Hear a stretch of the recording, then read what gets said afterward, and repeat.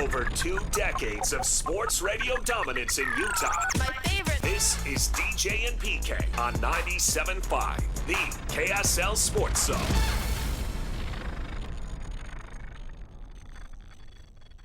Okay, man, I am about to take a journey into the danger zone right now, bringing on my old buddy Gordon Monson, Salt Lake Tribune. Gordon, you realize it's been almost 20 years since I wrote lousy stories for the Tribune? Yes, lousy but memorable. Wow, I'm going to put that on my tombstone. Oh, man, yeah, time is a funny thing, isn't it? Absolutely. Lousy but memorable. That sums up me, man. Well, when we were coming in from the break, I heard a little voice man say over 20 years of dominance, DJ and PK, and I had to think, oh man, whose great idea was that? I don't know. I can't remember. Oh yeah, maybe I do remember. Well, yeah, I think you played as much of a part as anybody. Certainly in continuing it after the 5th year, that's for sure. Yeah. Well, yeah. It's memorable. I'll just leave memorable. I'll take the lousy off. We had a few weeks back, probably about 2 months or so now, we had to go out on a call, Peach Windows and Doors. They have a great product, right? And so we're there. We're with the sales lady from Bonneville here at KSL. And the guy, it's a couple that owns it. And the guy, he's a sports fan, he likes golf, so we're talking about it. He says, because they were making a switch from another show coming on our show and do reads and all that stuff. And he says, I talked to a lot of people about having you be a part of this, and they all told me the same thing. I said, yeah, what was that? And he said, well, they all told me you're obnoxious, but you tell the truth.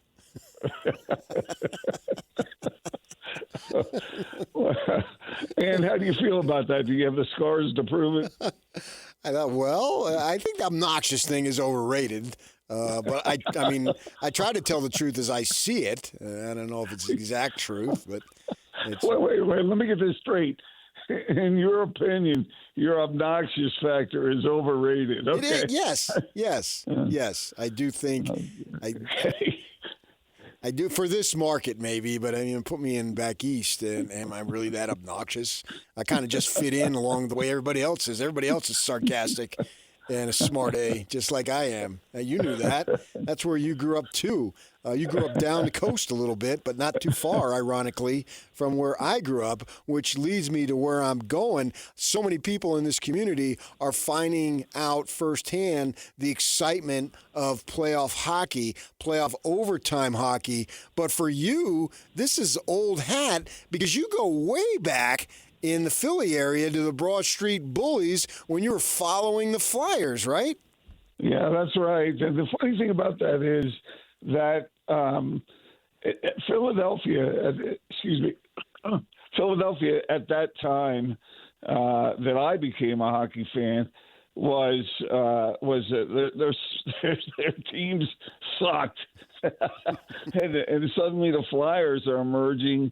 And the community really rallied around that, PK. I don't know if you remember that or whether you were sucked into that whole Rangers Islanders thing, but the Flyers became a hot young team, and the community really rallied around that, and it became a big deal. And it became a big deal because, I mean, kids started playing hockey. I played street hockey, floor hockey, ice hockey. I did the whole thing, and it was really fun. It had this effect on the community as a whole, and I kind of get a similar vibe with what's going on with the Mammoth. That this community, I don't know. Do you get any sense whether it's really caught on or not? I was in the building, the Delta Center, last night, and the place is energized big time. But do you think your listeners as a whole have caught that fever yet, or not? I think they're about to come down with it. Now, what I mean by that is I don't care what sport, what town, what community, everybody loves a winner, right? And there's very few places that where a particular sport, no matter what the sport is, where they're winning at a high level, that the stadium isn't packed and that writers are writing about it, talk show hosts are talking about it, TV's splashing it, the community, the neighbors, and, the proverbial over the mailbox thing, where the community's not excited about it. I think across the board, that tends to happen. Here, it's a long, passionate fan base that follow the Jazz, and Jazz, we think they'll be on the road to winning starting next season. But right now, it's sort of a wait and see. I do think you have the hardcore hockey people who were going to be in it because they're into the sport, like you were when you were a kid. And I can remember my sister is living at that point across just down the street, basically, into the New Jersey side. They call it South Jersey.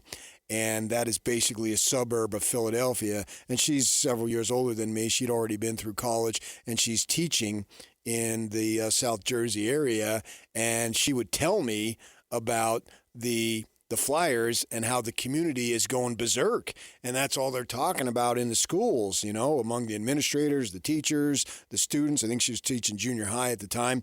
And you're right that everybody was behind them, and they'd had a history here. We don't have the history, but I think as far as being able to sell the sport to the community, I don't know that it could go better than the way it's going right now, particularly using Game 4 as the linchpin to this is what playoff hockey is about. If you didn't get excited about that game, then you simply don't like the sport, and the sport turns you off for whatever reason. But even the casual, and you were in the building, you can speak to this, has to think, wow, this from a competitive standpoint, this sport is incredible. I really agree with that. Playoff hockey, maybe, and maybe you could do a show on this, but playoff hockey might be the best postseason sport that I've ever seen. I mean, yeah, you can argue about the NCAA basketball tournament and all that, but man, these games are usually tight. They're exciting. They're tough to for if you're a fan, man, you're on the edge of your seat the whole time. And that happened last night. I mean, when they fall behind 3-0 and then they claw back and take the lead, I mean, I was thinking that as I was sort of absorbing the whole thing. People were really into it, and they love that back and forth, although the home team and the fans obviously want to win and win big. But, man, that game last night was, if you have any kind of pulse at all, you were probably pretty switched on by it. And, yeah, in the building, that's the way it is. I just wonder about the community as a whole, whether people have really glommed onto it yet. I think they will. If you haven't, and again, the Flyers were the same way because they started out at a certain level and then they sort of scratched and clawed their way toward the top. And, they didn't win the Stanley Cup right out of the gate. Right. It took them a few years. But once they were there, man, those were good times. Right. And then it becomes entrenched, and then you got a fan base that you can build off of, and it just grows from there. That's what I'm saying. We're not there yet, but I think there's a strong possibility to get there. And you look at that game, and then there's very few sports where, okay, you're thinking, oh my gosh, Vegas has asserted itself. Now they're going to win this game, and they're probably going to win 3 in a row. We do that as sports fans. Sports fans, people accuse me of being negative, and I'm not a half-empty guy. I'm a 2/3 empty guy. I'll fully admit that. If something can go wrong, I'll find it. But I think... But you're not obnoxious, man. Let's get that straight. Hey, I think you ought to have people vote on what should be on PK's tombstone. Although that is a little macabre, I get it. What did you decide that I was? Lousy but memorable. Yeah. Hopefully I can remember that. if people, maybe you could have obnoxious on there too and have that scratched out. For a while. And so you're thinking sports fans tend to think negatively, right? Because you're so emotionally invested. It's like, oh my gosh, our team, we're not going to get it done. And when it's 3-0, you're thinking they're going to smoke the Mammoth.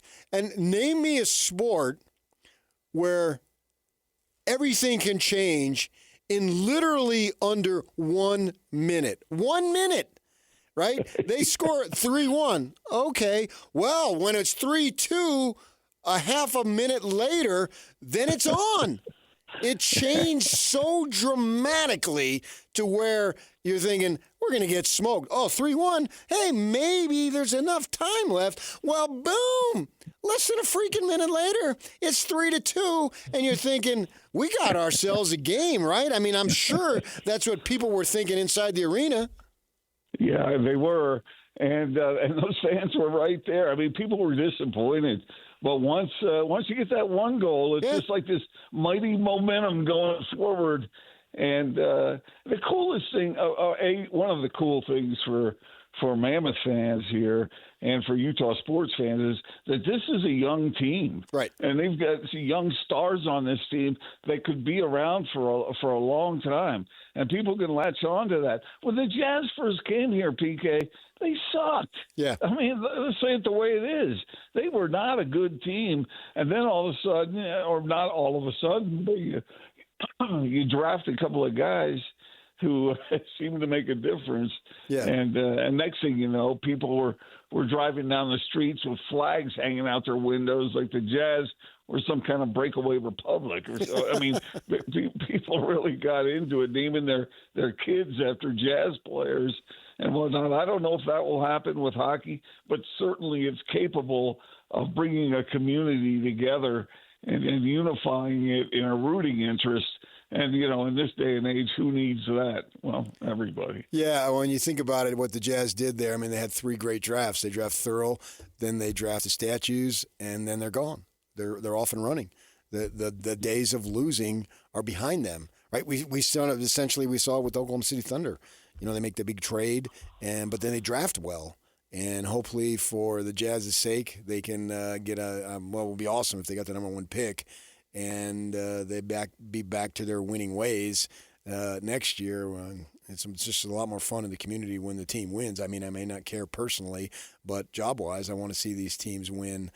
As far as going it's into the best, PK, really, it's the best thing pro sports can do for a community is bring it together like that. And I agree with you. I think the Jazz are on the edge of doing some really good things. And, we all know that the fans have been suffering for the past 4 years or so. It's about time. Yeah. And we'll see what happens. The Jazz fans have stayed fairly connected, sort of, right. Waiting. And, man, I'll tell you, if they get one of these star players in this draft and they pick the right one, and Lady Luck is on their side a little bit, man, I'll tell you, I think they are in position to do some really, really positive things. Not 5 years from now, starting next year. Oh, I agree. And it might be a ladder to climb from there, but man, they will be in the hunt. Yeah, and you got to get in the hunt to get to the top of it. I mean, you don't go from not being in it to getting to. You got to take those steps, and they're set up to take that. I think a significant improvement next year. Let me ask you this: if let's say the Jazz luck out and get the number 1 pick, who do you take? Oh, I go DeBonsa all the way. I'm biased. I saw him play many times in person.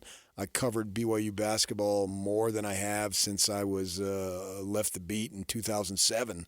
I was at their first game in Vegas against Villanova, and I was at their last game against Texas in Portland, and went to several games in between, and obviously watch him on the television constantly. And the kid's not a perfect player. I'm not saying he's going to have the impact of LeBron, but few do. But I think he's got the work ethic to do the things that he needs to do. I mean, in three-point shooting, that's a little bit of a weakness. But man, the pressure that it was on him, the constant double teams, and against Texas, they would pick him up 2 feet past half court. double teams, right? And he still manages to score. I mean, his athletic ability is off the charts, and he seems like he's a kid who really wants to work hard, which is what you need to do, right? And it looks like that's something that he's going to do. To me, I like Boozer's game. It's more below the rim, but you're looking for upside, right? I think Boozer can come in and play right away. He's got an NBA body. He can help you. But I think 3, 4, 5 years down the road, have him grow with an Ace Bailey. Yeah, that would be something. Another guy who's long and extremely agile, like they're accumulating. You don't want to go crazy, but it seems like that would be best case scenario on the defensive end. And you hear Will Hardy talk about the defensive end and have him dig in as a rookie and just say, all right, son, I just need you to focus on defense here this year. And if he does that and come in spurts, he can be whatever Cody Williams has the opportunity to be defensively, which I think is pretty good. And we see it with a lot of deflections that he gets. I think DeBonza could be even better than that. So, plus, we're in the stories, Gordon. We've been in the stories for 40 years apiece, and that's the best story locally, and I want to see the best story locally. He'll be far be it from us to make predictions, PK, but DeMonte, I think, will be a better pro than he was a college player.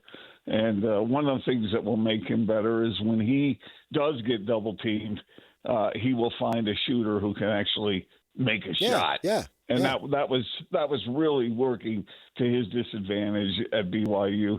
Yeah, God bless them, but they just didn't have enough shooters. No. And so people say, well, a lot of ISO ball, you're going. Well, he didn't have much of a choice, No, he did not. He had to do that. He'll be a better. I don't know what he averaged this last year, 25 points a game. 25. I think that at some point in his career, I don't know when, he'll average more than that in the NBA. More than that. Nice. Mm-hmm. I like that prediction. I told you I was getting in the danger zone with Gordon Monson. That's at some point in his career, and you're not pushing early. You're willing to give it time, and he's 19 years old, so he's got time. He will average more than 25 points a game.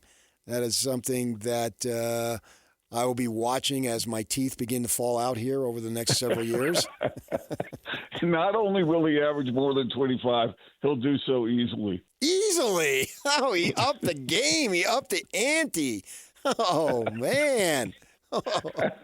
And on top of that, if the Jazz end up with him, they'll be in real contention for an NBA title. Not right away, but eventually they'll be there. What's your line on eventually? 2 to 3 to 4 or 5 years? Yeah, I'd say within 2 to 3 years.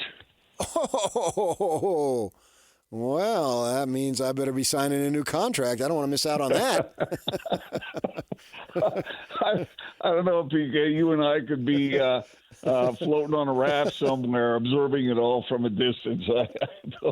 Well, if so be it. But the key being observing, and if the Jazz are in the finals in 2032, whether I'm drooling on myself or what, or whether I'm still sitting here, I'm gonna be watching. Because my life, whenever I stop this, probably not going to change a whole lot. My wife said, what are you going to do? I'm going to do the same thing I always do. Sit around and moan during the day and watch sports at night. I don't know, PK. I don't think you'll be drooling. I think you'll be lowering that handicap. That's what you'll be doing. All right, I'll do that. I'll be moaning about the putt that I missed. And then I told her, I said, I already got my hobbies. They start at 5 o'clock Mountain Time when I go downstairs and I reemerge around 10 o'clock. I'm about as one-dimensional as they come. I don't read books. I don't go to the theater. I rarely go to movies, although we did go the other day to see the Michael Jackson movie. I told her, I said, you underestimate me. When the time comes, I'm going to really get into my woodworking. And she just said, right. When was the last time you whittled anything? Well, I consider when I cut my toenails whittling them, but that's another story. I know the older you get, the harder that is. Yeah, exactly, man. You got to be limber. You got to be able to reach all the way over. I can't get there anymore. all your younger audience need to appreciate what you can do when you're young. Yeah. Because when you get older, man, just bending over to get that toenail, that's a whole new Right, putting adventure. a tee in the ground, if I get to stand up without being dizzy, I consider it success. And then Well, okay, I'll tell this little story. It shows you how bad it is for me. PK and I are playing golf, and he sees the way I struggle. And, of course, my ball always ends up in the hole, of course, eventually.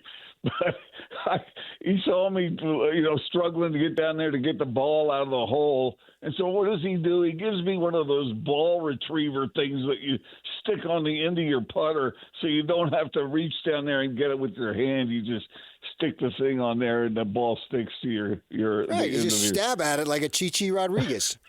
So I don't have to bend over, get all the way back up. You want to save the energy. This is a smart move. You're allocating your resources more effectively. Well, I appreciate the kind gift. That was my enjoyability of the game a little bit. So you got the prediction on DeBonsa, and that'll be fun. I don't think that's outrageous. It's a 3-game series now with Vegas. What's your prediction? What do you expect? Man, I don't know. I've been watching every game in this series. The thing I love about what the Mammoth do is, man, they have those rushes down the ice, right? And they have those highly skilled goal scorers, right? But one thing that Vegas does is they control the puck. Yep, exactly. And it seems like there are times when that's really to your advantage. Yeah. So I don't know how this is going to go for the Mammoth. And again, last night, if the Mammoths win that game last night, then I think they win the series. Yeah.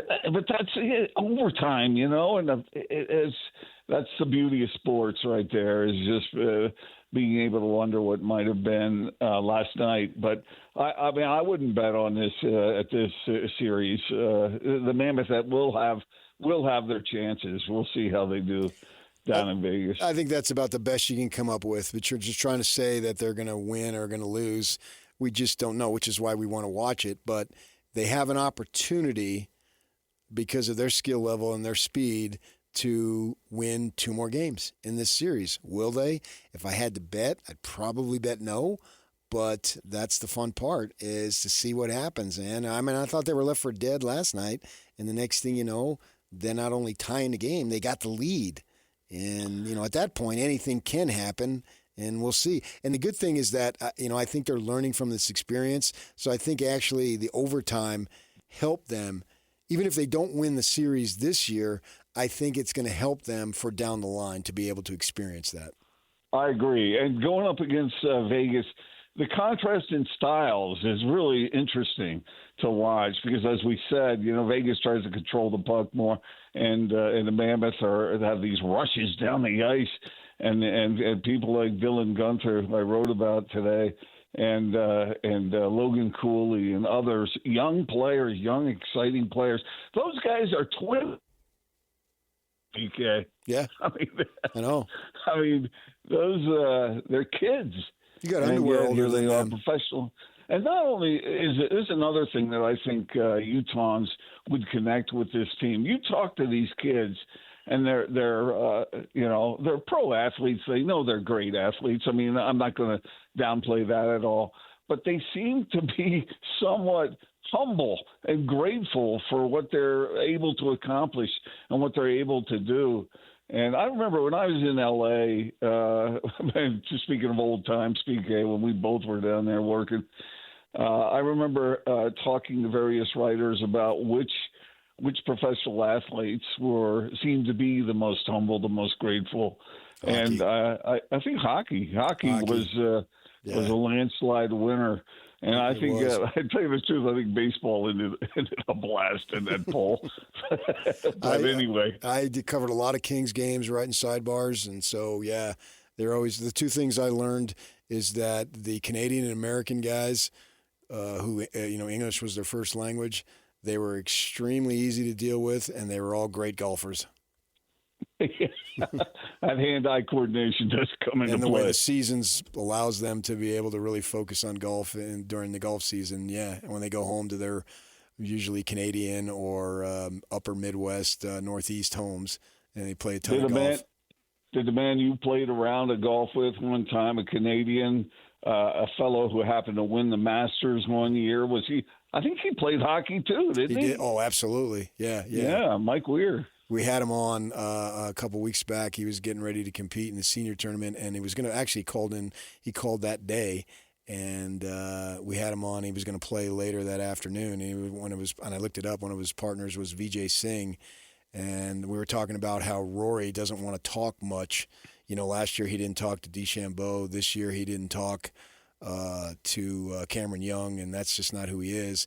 And Mike says, yeah, well, it's a senior tour now. We're a little older, so I'll be talking to VJ, although I'm not sure what I'm going to talk about because he can't talk hockey. So Rory doesn't like to talk in the middle of the round. It's kind of like you. I'm not too sure, but I'm just unfriendly. But Rory's more in the concentrating mode. Tell your audience the story when you played around with Mike Weir. I love that. So PK's teeing up with a former Masters champion. I don't know. Are Masters champions? Are they ever former? Maybe they're always a Masters champion. I don't know. But tell them. A little nervous there at start. Oh, yeah. I got there early, and he was already on the driving range. I thought he's going to watch me, so I take out my 7-iron. I figure, man, I can hit a few balls with my 7-iron and not throw up, right? And I know he's watching me because I'm in the slot right next to him, and so he's my back is to him, and I know he's watching, thinking, oh my gosh, what am I gotten myself into? But so I hit the 7. I just hit 7 irons, and even though it goes 120, you don't really know how far it goes in the range, so it looks like a golf shot. And he's thinking, oh yeah, okay. And he says, all right, yeah, you got something in the game. And then we go out on the first hole, and I triple it, and I'm dizzy, I'm nauseous, and I'm thinking, oh my gosh, man, I tripled this hole. I've embarrassed myself, hitting shanks, and then he looks at me, just take it easy. And then I went the other 17. I either parred or birdied, or not birdied. I wish I either parred or bogeyed. So I settled down. But man, it was a treat to play with him in his short game. And then one time I didn't know where we were going, and because there was a dog leg, and he gets up there first, and he goes and he hits over the dog leg. I wasn't sure, so I line up to where he just went, and he looks at me. He says, "What are you doing?" And I says, That's where I'm going, right? And he says, oh, no. I go that way. You go this way. Meaning you don't try to hit over through the dog leg. You just hit it straight and then worry about the second shot. You're not going to be able to hit it like I did. And he told me, no, I go that way. You go this way. And I said, yes, sir. And he gave me a couple tips along the way. Yeah. So it was a lot of fun. It seems like I remember you saying, PK, check me if I'm wrong on this, but I thought he gave you 2 tips that I remember. Was one for you to freaking relax, and the second was to commit to the shot. Oh, commit to the shot. He probably said that 15 times during the round. Yes, commit to the swing. He kept saying it because I would be tentative and start to play mind games with myself. And I think if he would have known me a little bit better, he would have started yelling at me. To do it. And he was right. You got to, whatever shot you want to hit, you've got to be committed to the swing. So there we go. We're a little late to break. Well, I sure appreciate your time, and read your stuff at SL Trib and see what the Mammoth come up with. All right, PK. You think about that, what you want on that tombstone, man. I think your listeners will help you in that regard. All right. Talk to you soon. Thanks, Gordon. See you, man. All right, that's Gordon Monson. All right, coming up next, get you caught up on what you missed. And, of course, it's Mammoth, and Mammoth. Stay with us, 97.5, the KSL Sports Zone.